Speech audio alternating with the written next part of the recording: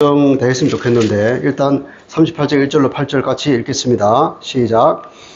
그때에 히스기야가 병들어 죽게 되니 아모스의 아들 선지자 이사야가 나아가 그에게 이르되 여호와께서 이같이 말씀하시기를 너는 네 집에 유언하라 네가 죽고 살지 못하리라 하셨나이다 하니 히스기야가 얼굴을 벽으로 향하고 여호와께 기도하여 이르되 여호와여 구하오니 내가 주 앞에서 진실과 전심으로 행하며 주의 목전에서 선하게 행한 것을 기억하옵소서 하고 히스기야가 심히 통곡하니 이에 여호와의 말씀이 이사야에게 임하여 이르시되 너는 가서 히스기야에게 이르기를 네 조상 다윗의 하나님 여호와께서 이같이 말씀하시기를 내가 내 기도를 들었고 내 눈물을 보았노라. 내가 내 수한에 15년을 더하고 나와 이 성을 아수르 왕의 손에서 건져내겠고 내가 또 이 성을 보호하리라.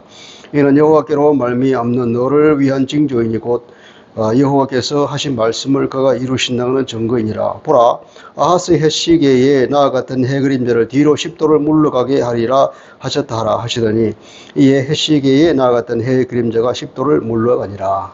아멘. 자, 36장 7장 36에서 37장은 주전 701년이라고 다 얘기를 하고 있는데 이때 아수르가 침공을 해왔습니다. 보통 역사적으로는 1차 침공이 701년이고 다음에 물러갔다가 699년에 다시 침공해올 때 2차 침공을 얘기를 하고 있습니다. 그래서 성경에 나와 있는 아마 2차 침공 때 얘기고 1차 침공 때는 여기 이사야에서 나와 있지 않은 열왕기서에 나와 있는 침공했는데 이때 히스기야가 화친을 주장했죠. 도저히 안 되니까 배상금을 다 주겠다. 그렇게 이제 굴복을 하면서 모든 금을 달달 긁어서 심지어 성전 기둥에부터 금까지도 다 긁어서 아수르 왕에게 주었습니다. 그래서 아수르 1차 물러갔는데 2차 침공을 해왔어요. 그러니까 하나님을 의지하지 않고 인간적인 방법으로 각자 도생을 도모하는 것은 안 된다는 얘기죠. 세계 역사라고 하는 것은 그렇습니다. 인간의 마음이라는 것도 그렇고 보면은 강자가 약자를 짓밟을 때는 자기가 강하지 않으면 짓밟히는 것이 역사였죠. 그러니까 자기의 힘을 기르지 않으면 강자에게 언제나 짓밟힌다는 거죠. 하나님께 의지해서 하나님이 보호해주지 않으면 인간 세계는 늘 그렇다는 겁니다. 그런데 이게 주전 701년이고 이 일이 끝나고 난 뒤에 38장과 39장은 이제 다른 얘기가 나오는데 히스기야가 병들어 죽게 되었다가 극적으로 하나님의 은혜로 살아난 얘기를 이제 얘기하고 있는데 보통 이 이야기가 앞에 두 이야기가 서로 다른 얘기인데 아마 이쪽 이야기가 이 얘기보다 앞선 거였을 것이다. 그렇게 이제 얘기를 합니다. 그런데 우리 성경은 이제 이사야에서도 그렇고 열왕기나 역대기나 보면은 다 이런 순서로 되어 있습니다. 그런데 이런 순서로 되어 있는 게 아마 그 이사야가 이 믿음을 강조하고 산헤립과 히스기야를 대조하기 위해서 이렇게 이게 거꾸로 적어놨다고 하는 게 일반적인 신학자의 견해인데 어쨌든 성경은 이렇게 하고 있습니다. 근데 어느 게 맞는지는 정확히 모르지만 보면 이제 일단 역사적으로 보면은 주전 703년, 늦어도 702년 이때는 무로닥 발라단이 우리 39장에 나오는 바벨론 왕 무로닥 발라단이 사절단을 보냈다는 얘기가 나오거든요. 그러니까 이게 히스기야가 병들었다가 극적으로 나았다는 것을 축하하기 위해서 사절단을 보냈다는 건데 그 사절단을 보냈다고 하는 것은 무로닥 발라단이 아직도 활동하고 있다는 그 얘기단 말이죠. 근데 역사적으로는 703년에 702년에 이게 이제 아시리아 왕 사네립에 쫓겨가지고 망한 게 마지막으로 702년, 703년이라고 다들 얘기한단 말이죠.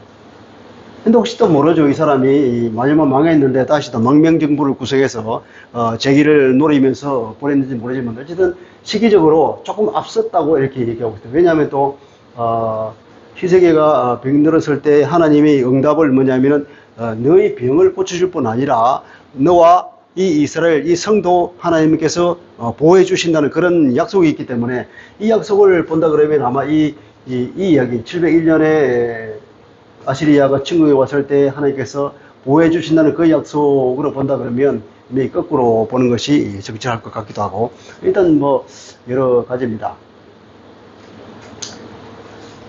근데 이제 722년에 북이스라엘이 망했는데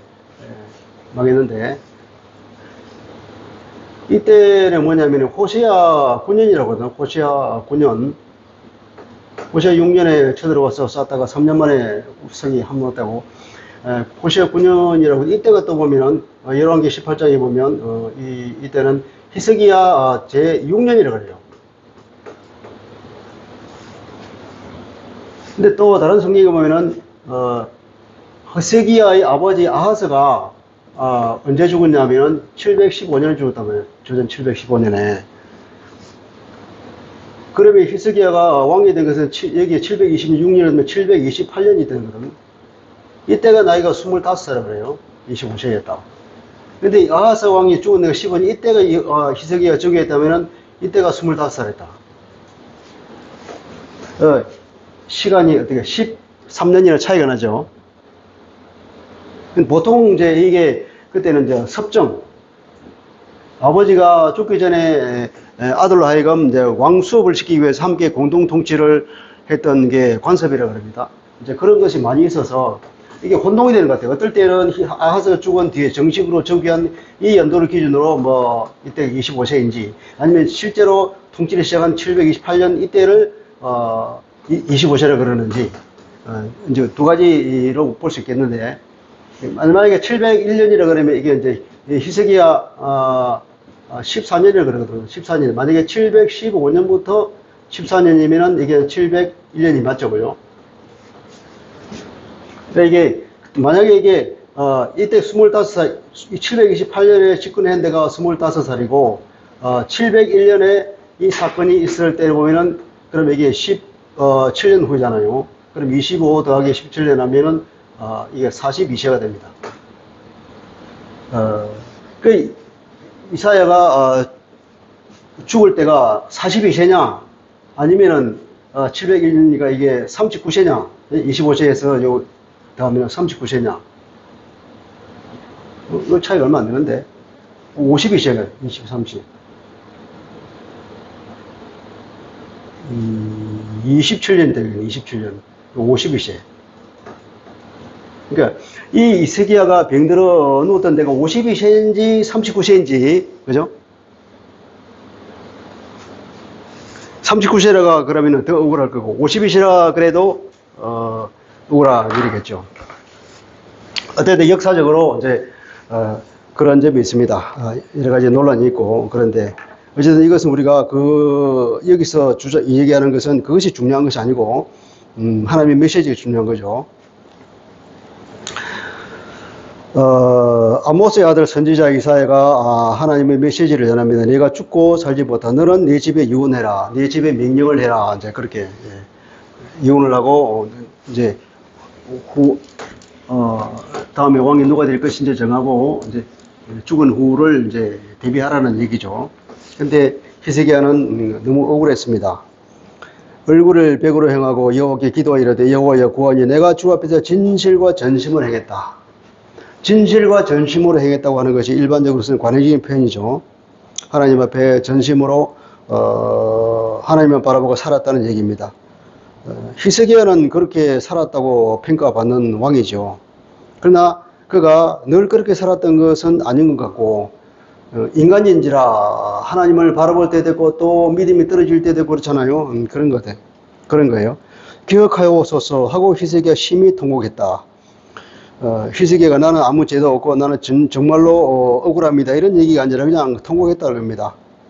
이에 여호와의 말씀이 이사야에게 임하여 이르되 너는 가서 히스기야에게 이르기를 내 조상 다윗의 하나님 여호와께서 이같이 말씀하시기를 내가 내 기도를 들었고 내 눈물을 보았노라.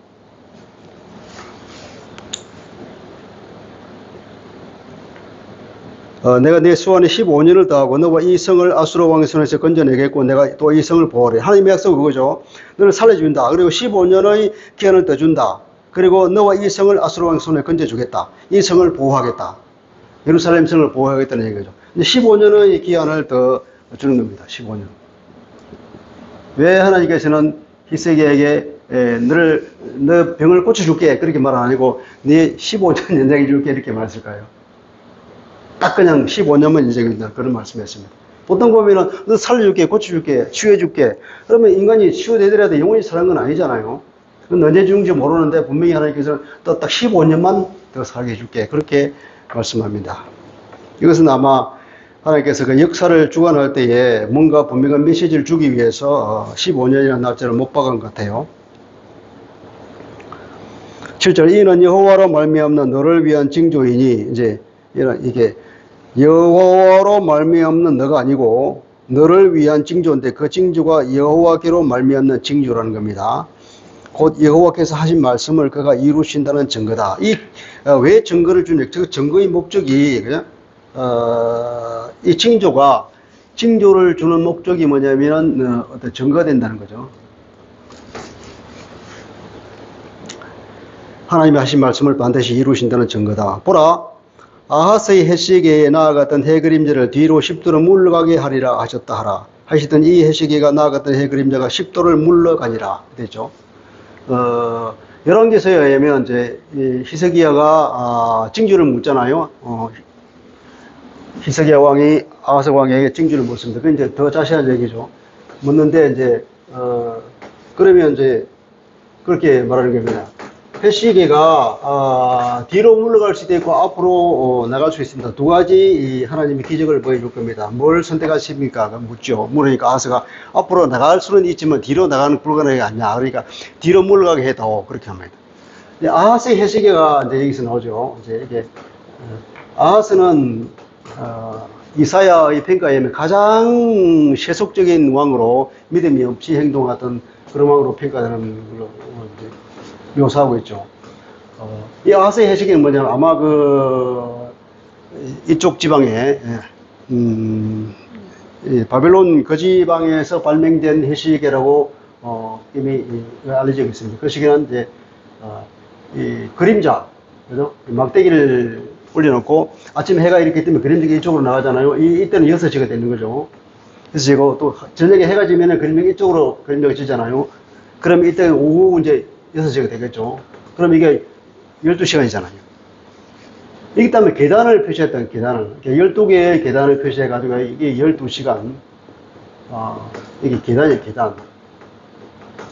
이게 정확하게는 어떤 시계라고 하는 것은 알려지지 않지만 대강 이제 이럴 것이다, 이제, 학자들이 생각합니다. 12계단을 만들어서 그 계단 위에 드리운 그림자를 보고 몇이다, 이렇게.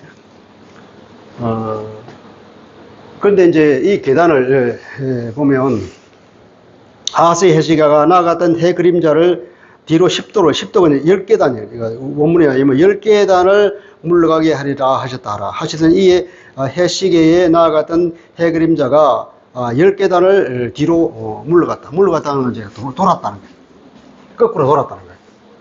그러니까 아마 10계단을 돌았다는 것은 이건 몇 시간인지 말하죠? 몇 시에요? 10시간이잖아, 10시간.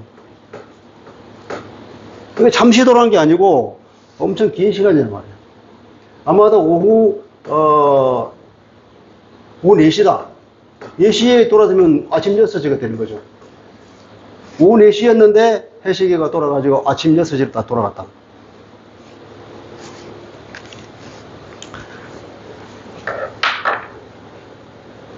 해야 멈추어라, 달아 멈추어라. 이렇게 아이오라는 골짜기에 해가 멈추었다는 여호수아가 전쟁할 때 그때와 같은 그런 기적이 일어난 겁니다. 유다 왕 히스기야가 병들었다가 그의 병이 나은 때에 기록한 글이 이러니라. 그렇게 병이 들었다가 나니까 얼마나 기분이 좋습니까? 그래서 이제 히스기야가 시를 써서 하나님을 찬양한 노래가 10절부터 나옵니다. 20절까지 그 노래를 한번 보죠. 이건 이제 시로 되어 있는데 우리 산문으로 번역해서 이제 시의 맛이 안 나죠. 내가 말하기를 나의 중년에 서울의 문에 들어가서 나의 여생을 빼앗기게 되리라 하였도다. 나의 중년에 했죠. 중년에. 아까 이제 제가 이때가 나이가 희석에 39살이냐 52살이냐 하겠잖아요. 그러면 이게 중년입니까 이게? 39세가 중년이라 할 수 있습니까? 52세가 중년이라 할 수 있습니까? 이 중년이라는 이 번역한 이 단어의 원래 단어에 의하면 이제 조용한 걸 말해요. 조용.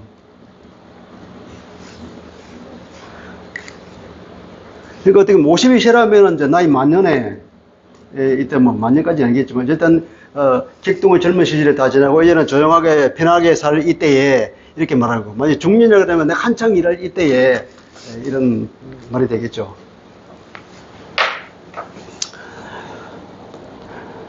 나의 여성을 빼앗기게 되리라 하겠도다. 또 내가 말하기를 내가 다시는 여호와를 비웃지 못하리니 산자의 땅에서 다시는 여호와를 비웃지 못하겠고 내가 세상의 거민 중에서 한 사람도 다시 배우지 못하리라. 죽었으니까 이 땅에 사는 사람 못 보겠죠. 그 말입니다. 나의 거치는 목재의 장막을 끄던같이 나를 따라 옮겨졌고 이미 옮겨졌다. 하나님이 말씀하셨으니까 직공이 배를 그더 마른 것처럼 내가 내 생명을 말았도다. 이때 직공은 여자가 하는 일이고 목자는 남자가 하는 일이고 직공은 여자입니다. 여자가 배를 짜잖아요. 배틀을 짜면서 이제 그 시간이 끝나서 이제 배를 말아서 이제 그 일을 끝내는 겁니다. 이렇게 비유를 하고 있죠. 배를 그던 같이 내가 생명을 말았도다. 주께서 나를 틀에서 이걸 배틀에서 끊는 겁니다. 이렇게 나를 배틀에서 끊으시리니 조속간에 나를 끝내시리라. 배를 짜다가 이제 배가 이제 다 짰잖아요. 그러면은 여기다 딱 자르잖아요. 잘라서 이제 그만큼 말아서 이제 끝내는 겁니다. 조속간에 나를 끝내시리다. 내가 아침까지 견디어서오나 주께서 사자같이 나의 모든 뼈를 꺾으시오니 조속간에 나를 끝내시리라. 앞에도 나오고 뒤에도 나오고 조속간에 나를 끝내시리라. 절박한 심령이죠. 아침까지 견디었다. 아침까지 견디었다는 것이 여러 가지로 번역이 되는데 견디었다는 것이 뭘 말할까요? 운문은 조용하다는 거죠. 조용하게 지냈다. 아무 말도 못했다. 그러니까 아침까지 그 고통스러운 기도 시간을 조용히 면벽하면서 지내왔다. 그런 얘기가 될 것입니다. 주께서 사자처럼 나의 모든 뼈를 꺾으시리니 이건 공포잖아요. 조속간에 나를 끝내시리라. 내가 언제 죽을지 모른다는 거예요. 나는 제비같이 학같이 지적이며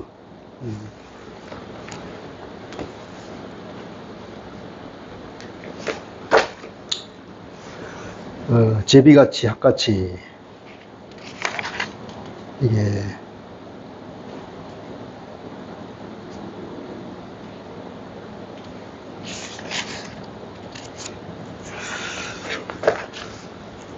이 시를 정확히 보면은 나는 제비같이 학같이 그렇게 지적이었다. 지적이다 그런 것은 이제 연약한 새가 우리를 치면 할 건데 병아리가 삐약삐약 하는 그런 소리 같은 거. 나는 제비같이 학같이 그렇게 삐약거렸다 이렇게 되겠죠. 또 나는 슬피 울었다 비둘기같이. 슬피 울었다는 것은 마음속으로 신음하듯이 그냥 신음하듯이 웅얼거리고 나는 그런 소리를 말합니다. 그래서 나는 슬피 울었다기보다는 나는 신음했다 비둘기같이.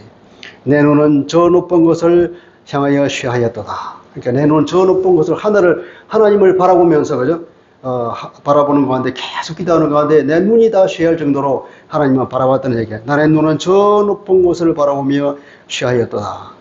그러니까 나의 주님, 나의 이 고통 제 생명을 보정해 주소서. 이런 시가 되겠습니다. 14절에 내가 압제를 벗어오니 이건 좀 어색한 번역이잖아요. 내가 압제를 당한 주님, 나의 이 고통. 원문은 나의 이 고통이에요. 나의 이 고통, 나의 중보가 되고 없었던 거, 내 생명을 보정해 주소서. 그러니까 살려주십시오 이 말이잖아요. 나는 제비같이 학같이 그렇게 지적했다. 나는 신음했다 비둘기같이. 내 눈은 저 높은 곳을 향하여 쉬하였도다. 나의 주님, 나의 이 고통 제 생명을 보정해 주소서. 이게 시적인 표현이잖아요. 그렇게 번역을 해야 되는데 이렇게 좀 무섭게 됐습니다. 15절 보면은 주께서 내게 말씀하시고 또 친히 이루셨사오니 하나님이 말씀하시면 반드시 이루시잖아요. 너는 곧 죽을 것이다. 준비해라 하는 게 주께서 내게 말씀하시고 또 친히 이루셨사오니 내가 무슨 말을 하오리까 내 영혼의 고통으로 말미암아 종신토록 방황하리이다. 방황한다라는 것은 이제 원문에 의하면 이제 천천히 가다는 거예요. 조심스럽게 걷다. 그러니까 겸손하게 행하다 이렇게 번역해야 되겠죠. 비록 내 생명이 얼마 남지 않았지만 남은 얼마의 여생 동안이라도 나는 정말 겸손하게 조심스럽게 하나님 앞에 행동하겠습니다. 이런 표현이겠죠. 내 영혼의 고통으로 말미암아 내 영혼의 고통 가운데서 나는 겸손하게 행하겠습니다 하는 얘기입니다. 주여, 사람이 사는 것이 이에 있고 내 심령의 생명도 온전히 거기에 있사오니 원하건대 나를 치료하시며 나를 살려 주옵소서. 또 살려달라고 고백하잖아요. 이제 사는 것이 이것이 있고 이것들입니다. 이것들 사는 것이 이것들 위에 있다.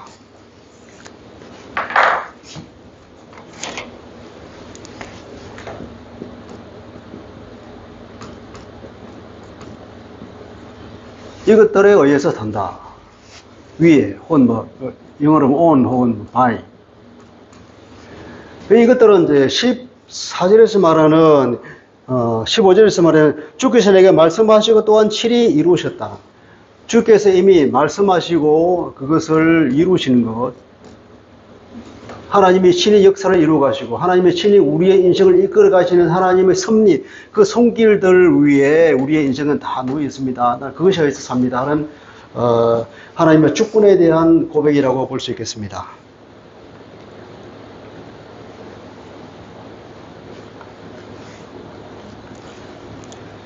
보옵소서 하는 것은 이제 보라 이렇게 말할 수도 있겠고 보라 이건 이제 놀라는 일이죠. 이제 하나님께서 응답해 주시다는 거예요. 보라라고 할 수도 있겠고 아니면 하나님을 향해서 보십시오 할 수도 있겠죠. 아마 세상 사람들에 대해서 내가 나왔다는 것에서 보라 이렇게 말하는 게 더 합당하지 않나 싶어요. 내게 큰 고통을 더하신 것은 내게 평안을 주리에 하심이라. 그러니까 보라 이 원문에 평안을 위함이었네. 나의 그 크나큰 고통 이 말이에요.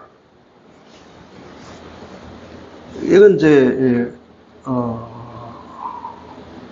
명사로만 되어 있습니다. 명사로만. 전치사하고.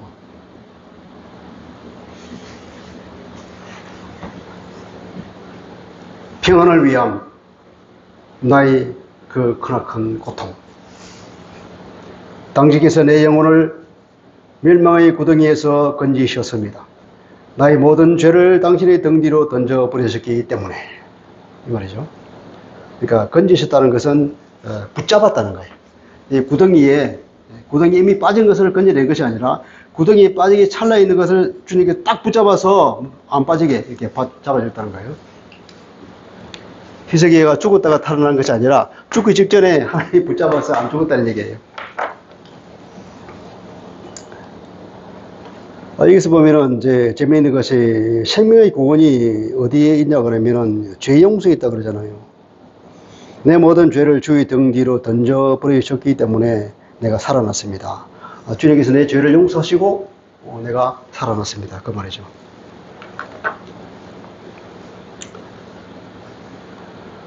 시편 119장에 보면 고난이 유익이다 하는 말이 있죠.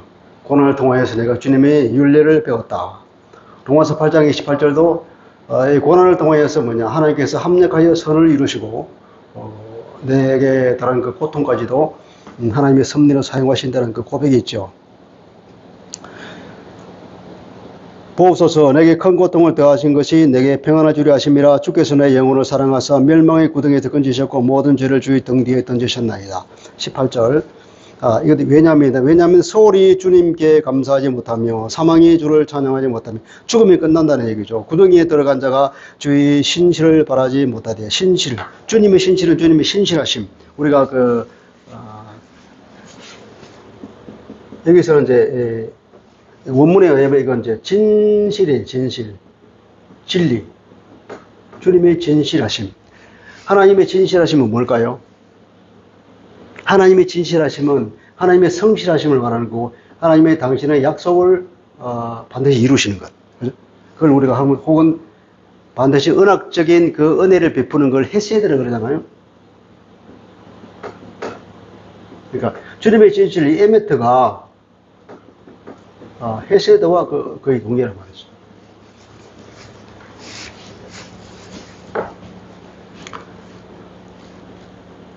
주님의 신실을 바라지 못하며 그것을 기대하지 못한다는 거죠. 19절 오직 산자 곧 산자는 오늘 내가 하는 것과 같이 주께 감사하며 주님의 신실을 아버지가 그 자녀에게 알게 하리이다. 산자 곧 살아있는 그가 오늘 나와 같이 당신을 찬양할 것입니다. 당신께 감사할 것입니다. 아비가 자녀들에게 주님의 진실을 알게 할 것입니다. 그것이 원문입니다. 여호와께서 나를 구원하시리니 우리가 종신토록 여호와의 전에서 수금으로 나의 노래를 노래하리다. 이제 확실히 이제 이 구원한다고 하는 게 그냥 밋밋하게 그냥 구원한다는 의미가 아니라 그 히브리의 문법에 의하면 이제 강조하는 거예요. 그래서 뭐냐면 NASB 같은 경우는 surely라는 걸 출간하는 거예요. 그러니까 확실히, 그죠? 확실히 구원하실 것이다.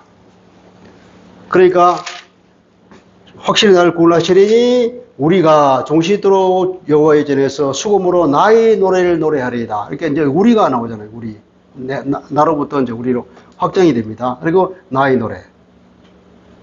나의 노래는 이제 자기가 오늘 시를 지어서 하나님께 찬양했던 그 노래, 그 노래를 하나님이 우리를 구하시는 그 하나님의 선한 헤세드를 앞으로 우리는 우리 하나님의 백성 공동체가 그 노래할 것이라는 이거죠. 그리고 21절에 이사야가 이르기를 한 뭉치 무화과를 가져다가 종체에 붙이면 왕이 나으리라 하였고, 이제 이건 마무리입니다. 이거 낳게 된 경위가 이사야가 이제 처음에 와서 그러셨는데, 네가 하나님께서 고쳐주니까 3일 내에 성에 올라갈 것이다. 그러면서 이제 어떻게 하냐, 무화과 접을 종체에 붙여라. 그럼 3일 내에 올라갈 거다. 그러니까 그러면 내가 3일 내에 올라가는 그 증거가 뭐냐? 물었을 때 이제 아까 얘기한 그 얘기겠죠. 해시계가 10개 더 뒤로 물러간다.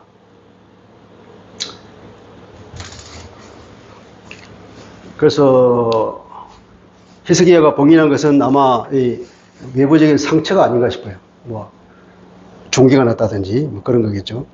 히스기야 말하기를 내가 여호와의 전에 올라갈 징조가 무엇이냐 하였더라. 그 징조가 아까 얘기했던 해시계 마무리한 얘기입니다. 우리가 여기서 보면 히스기야가 기도할 때는 어떻게 기도했습니까? 전심으로 하나님만 바라봤습니다. 다른 어떤 것도 보지 않고 벽을 향하여서, 그리고 저 높은 곳을 향하여 하나님을 바라보면서 눈이 쇠해질 정도로 하나님만 바라봤다. 그리고 대성통곡하면서 자기의 구원을 하나님께 간구했습니다. 그러니까 우리가 하나님께 기도할 때는 기도가 이런 나의 의를 하나님께 얘기하는 것이 아니라 하나님의 긍휼을 구했죠. 그러니까 하나님께서는 뭐냐면 내 눈물을 보았다 그랬잖아요. 그래서 하나님 그 긍휼의 근거에서 기도할 때에 하나님의 마음을 바꾸신단 말이죠. 하나님의 마음을 움직였다. 근데 사실 열왕기서에 보면 이사야가 히스기야에게 그 하나님의 신탁을 전해주고 나서 이제 히스기야가 돌아가잖아요. 돌아가는데 채권 돌아가기도 전에 하나님께서 말씀하셨더라고요. 너 돌아가라. 히스기야가 기도하고 있다.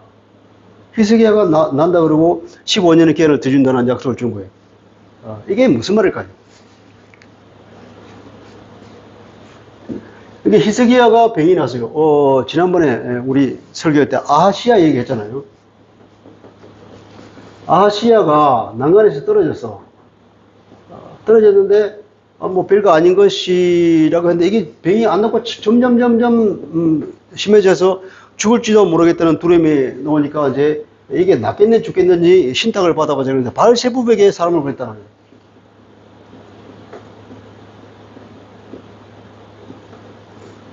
하나님께서 기도하기를 원하셨는데, 기도하기를 원하시는데 바알세부백에 보내가 끝내 아하시야는 하나님을 대적하다가 이제 죽음을 맞이했는데, 하나님께서 마찬가지로 히스기야가 아하시야와 비슷한 그 상징인지도 몰라요. 무화과 그걸 종치에 발라라 했으니까 종기 같은 그런 게 병이 안 나은 거야 이게. 안 나오면은 하나님께 기도해야 되는데 히스기야가 기도를 안 해요. 그러니까 하나님께서 이사야를 보내서 너 죽는다 이제 경고를 하는 겁니다. 그때서야 히스기야가 이제 기도한 거죠. 이때서야 기도를 들어간 거예요. 아하시야는 그래도 기도하지 않고 바알세부를 하나님께 대적해서 엘리야를 죽이려고 했지만 히스기야는 돌아서 이때 기도하는 거예요. 기도하면서 정말 하나님의 긍휼을 기도하면서 눈물로 통곡으로 기도하니까 하나님께서 어떻게 기도하고 이사야가 돌아가기 전에 하나님께서 얼른 응답한 거예요. 돌아가서 내가 살려준다 그래라. 하나님이 무슨 말씀일까? 무슨 마음일까요? 너 제발 좀 기도해라. 왜 기도 안 하느냐? 하나님께서 마치 누워서 절을 받는 일이 있더라도 이런 식으로 누워 절을 받기를 하면서 히스기야를 살려주는 걸 보면 참 하나님 마음도, 이게 부모의 마음과 어쩌면 그렇게 같을까요?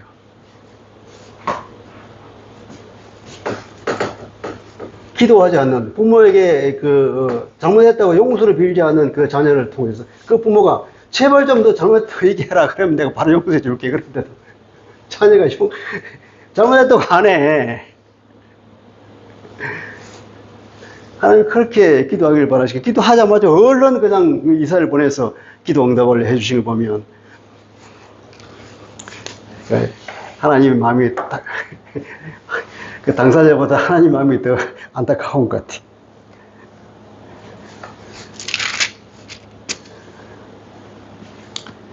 이런 히스기야의 그 기도, 결국은 이 기도와 36장 7장에다 보면은 기도하는 게 나오잖아요. 기도했을 때에 하나님께서 이제 들어주시고, 뭐냐면 온 세상을 누가 주관하느냐? 이 언약의 백성들은 하나님께 의지해야 된다. 세상 권력이나 세상적인 어떤 그런 온갖 지혜를 다 동원하더라도 안 된다. 하나님의 백성들은 하나님의 손에 있기 때문에 최우선적으로 하나님께 달려가야 된다는 거죠. 그리고 39장으로 넘어갑니다.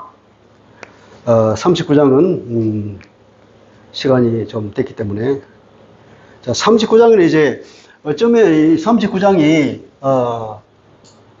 40장하고 포함돼서 봐야 할 내용 같아요. 이때가 뭐냐면, 이때 병이 나와서, 기적적으로 나와서, 이제 아까 말했잖아요. 모로닥 발라단이 사신을 보내가지고 축하하는 사주단을 보내. 근데 이 축하하는 사주단은 사실은 본론은 뭐냐면 단지 축하하는 것이 아니라 이게 동맹을 맺잖아요. 이 바벨론, 모로닥 발라단이 이제 아시리아의 이 왕위가 쫓겨서 이제 다 망해고 두 번이나 이제 패퇴해가지고 이제 쫓겨나갔거든. 이게 다시 재기를 노리면서 이제 이 동방에 있는 이 유다라는 나라까지도 힘을 합치고, 더구나 이쪽에 있는 이제 이집트까지도 같이 힘을 합치면 이 아시리아를 대항할 수 있겠다는 생각을 가지고 이제 온 거예요. 그러니까 유다도 마찬가지로 바벨론과 어떤 대국과 합치고 이집트 같이 연합하면 이 아시리아가 대항할 수 있겠다는 생각을 히스기야도 한 거예요. 이때는 믿음을 가지고 있지만, 어쨌든 지난번에 하나님께서 늘 이게 이집트한테 의지하지 마라 그랬잖아요. 이집트 아무런 역할도 못한다. 아시리아를 통해서 유다를 징계하려는 하나님의 계획이었는데, 아시리아가 너무 하나님 앞에 교만하고 하나님의 대적하는 얘기를 했기 때문에 이제 그 몽둥이가 바빌론으로 이제 바뀌는 거예요. 바뀌어서 히스기야를 살려주면서 이제 유다에 망하는 때가 100년 이상 이제 연기가 되는 겁니다. 연기가 돼요. 이게 주전 586년에 망하는 거죠. 701년에 망하지 않고, 이때는 한 구원해 주시고 연기해 준 거예요. 이 연기는 그 얘기가 이 얘기죠. 바빌론 살일단에 와서 동맹관계. 그 앞에도 우리가 이 얘기가 많이 나오잖아요. 바빌론 살일단에 와서 서로 술 마시고 그냥 잘 됐다 그러면서 하고 있는데, 이사야가 본 환상 가운데 그런 게 나오잖아요. 안 된다 하는 거. 동맹을 맺기 위해서 이제 보낸 거죠. 그때에 발라단의 아들 바벨론 왕 모로닥 발라단이 히스기야가 병이 들었다나 담을 듣고 히스기야에게 글과 예물을 보냈다. 히스기야가 사사로 말미암아 기뻐하여 그들에게 보물 창고, 은금과 향료와 바빌론 기름과 모든 무기고에 있는 것을 다 보여주었으니 히스기야가 공룡의 소유와 전 공룡의 소유를 보내지 아니한 것이 없다. 다 보내줘. 그러니까 열왕기서나 역대기에 보면은 이 히스기야가 굉장히 교만했다고 그래요. 그러니까 역사적인 순서가 아까 701년이나 703년이냐 왔다 갔다 하지만 어쨌든 성경의 표현에 의하면 히스기야가 그 대군인 아시리아를 이겼단 말이에요. 18만 5천 명을 죽여버리고 이게 누굽니까? 쫓겨갔잖아요. 그러니까 주변에 있는 여러 소국들이 유다를 대단히 높게 생각한 거죠. 야, 어떻게 아시를 이나. 이집트도 꼼짝 못했는데 이집트가 파죽지치를 꺾이고 얼마나 하는데 결국 저를 물리쳤네. 그래가지고 이 히스기야가 이 중동 그 근동 지방에서 어깨가 된 거죠. 근데 마치 자기가 것처럼 교만해진 거예요. 교만해져서 이제 이 문화닥 발라단이 왔을 때 막 다 보여주고 우리가 대단해 이 정도. 그리고 온 지역에 다니면서 전국에 걸쳐서 안 보여준 게 없다. 다 보여줬다. 그러니까 다 보였다는 것은 이 동맹을 어느 정도 맺나 형식적인 동맹이 아니라 완전한 깊은 관계까지도 들어가는 동맹을 맺었다는 거죠. 완전히 서로 믿었으니까 그렇게 가지고 동맹을 깊이 맺었다는 얘기예요. 이에 선지자 이사야가 히스기야 왕에게 나가 묻되 그 사람들이 무슨 말을 했습니까? 어디서 왕에게 왔나이까? 하니 히스기야가 그러되 그들이 원방 곧 바빌론에서 왔나이다. 무슨 말을 했는지 말을 안 해요. 근데 멀리서 왔다는 거 얘기하죠. 이사야가 이르되 그들이 궁전에 있어 무엇을 보았나이까 하니 히스기야가 대답하되 그들이 내 궁전에 있는 것을 다 보았습니다. 내 창고에 있는 것을 보이지 않는 보물이 하나도 없나이다. 이사야가 히스기야에 이르되 왕은 만군의 여호와의 말씀을 들었어. 이미 이사야는 하나님의 신탁을 듣고 온 겁니다. 환상을 통해서 다 본 거예요.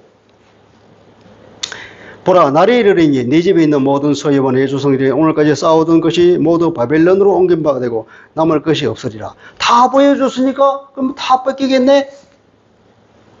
그런 말을 하는 거예요. 또 내게서 태어날 자손 중에 몇이 사로잡혀 바벨론 왕국의 환관이 되리라 하신다에 하니 히스기야가 이사야에게 이르되 당신이 이른 바 여호와의 말씀이 좋소이다 하고 또 이르되 내 생전에는 평안과 견고함이 있으리라 하니라. 자, 이 마지막 말을 보십시오. 그렇게 위대한 왕이고 칭찬을 받은 히스기야 왕이 한계를 드러내는데 그 얘기를 듣고 나서 그러면 당장 하나님 앞에 무릎 꿇고 옷을 찢고 회개 기도를 해야 마땅한데도 그냥 히스기야는 그냥 거기서 끝이에요. 그래, 내 대는 그냥 뭐 넘어가겠네요. 내 대는 평안하니까 뭐 족합니다. 이런 이기적인 모습을, 국가를 맡은 사람을, 그 왕조의 뒤를 이어야 할 책임이 있는 사람이 그런 얘기를 한다는 것은 하나님의 언약에 대한 그 생각도 없는 거고. 그러니까 이 히스기야가 한계를 보여준 건데 뭐냐면 이 당시의 유다 왕들의 지도자들의 이 타락이 어느 정도, 그 타락한 극심한 타락 가운데서 비록 히스기야가 이게 그 여러 오합지졸 같은 왕들에게 공개 일학과 같은 존재이지만 그러나 그 한계는 보인다. 결국 1장에서 이사야 1장에서는 그 유다 지도자들이 얼마나 타락했느냐, 그 타락한 지도자들 가운데서 유다가 어떻게 살아남겠느냐 하는 얘기를 했는데 결국은 히스기야가 그렇게 좋은 마음으로 평가되기지만 그 한계를 극복하지 못하고 결국 이제 유다 바빌론에서 망할 것이라는 하나님의 예고를 받게 됩니다. 그리고 39장에서 이제 40장에 가는 긴 이제 역사적 간격이, 시간적 간격이 있습니다. 그리고 나서 그 중간에 얘기는 생략됩니다. 그리고 40장에 들어가면 이제는 바빌론에 의해서 완전히 포로가 되어 있는 그 상황, 포로된 생활 가운데 있는 그들에게 주는 하나님의 위로의 말씀이 이제 40장에 나타나는 거예요. 기도하겠습니다. 그러하신 아버지, 오늘 히스기야가 그렇게 하나님께 기도하여서 칭찬을 받는 왕이었지만 그러나 그 시대에 타락한 지도자들 중에서 비록 뛰어난 사람이었지만 그러나 그 한계를 넘어서지 못하고 결국 그 믿음의 한계를 보여보면서 이기적인 명령을 드러내고 결국은 하나님께 전적으로 의지하지 못하며 외세에 의존하는 그런 실수를 범하고 결국은 하나님께서는 유다의 그 징계가 아하스의 해시계를 통하여 보여줌으로써 아하스가 실수한 그것이 결국은 10도를 돌아갔을 뿐이지 여전히 그때로부터 다시 시간은 흘러간다고 하는 것을 우리에게 말하고 있습니다. 주님, 우리도 이러한 실수를 범하지 않고 끝까지 하나님만 바라보고 살게 하여 주시며 마치 또 히스기야가 울며 기도하던 것처럼 우리도 하나님께 울며 기도하는 그런 기도의 사람이 되게 하여 주옵소서. 예수 그리스도 이름으로 기도합니다. 아멘. 찬양하겠습니다.